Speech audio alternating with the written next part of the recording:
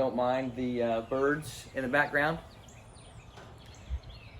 Psalm 2 is a fun one. We have some great imagery. We have God laughing. We have kings kissing God's feet.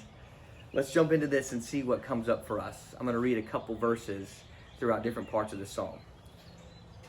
Why do the nations conspire and the peoples plot in vain? The kings of the earth set themselves, and the rulers take counsel together against the Lord. He who sits in the heavens laughs. The Lord has them in derision. Now therefore, O kings, be wise, be warned, O rulers of the earth. Serve the Lord with fear and with trembling. Kiss his feet, or he will be angry and you will perish in the way, for his wrath is quickly kindled. Okay, so what's going on here? These kings, these people, they're plotting, they're conspiring. What's happening? What's going on is that they are putting their hope in what they can control. And the question is, how often do we do the same thing?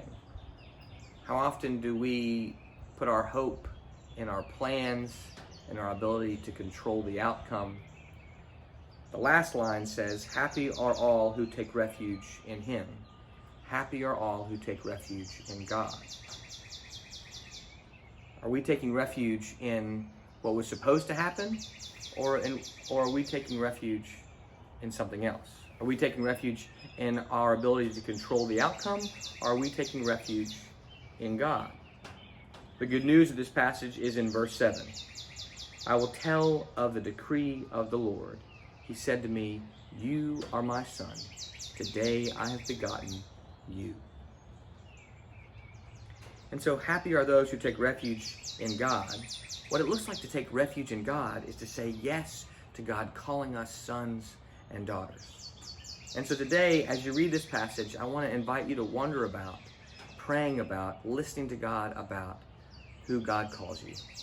What does it mean that God would call you a daughter? What would it mean that God would call you a son?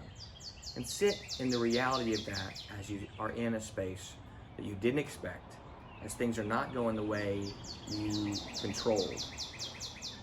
Let that wake you up and break you out of putting your hope in something else other than God. Thanks for joining us this morning.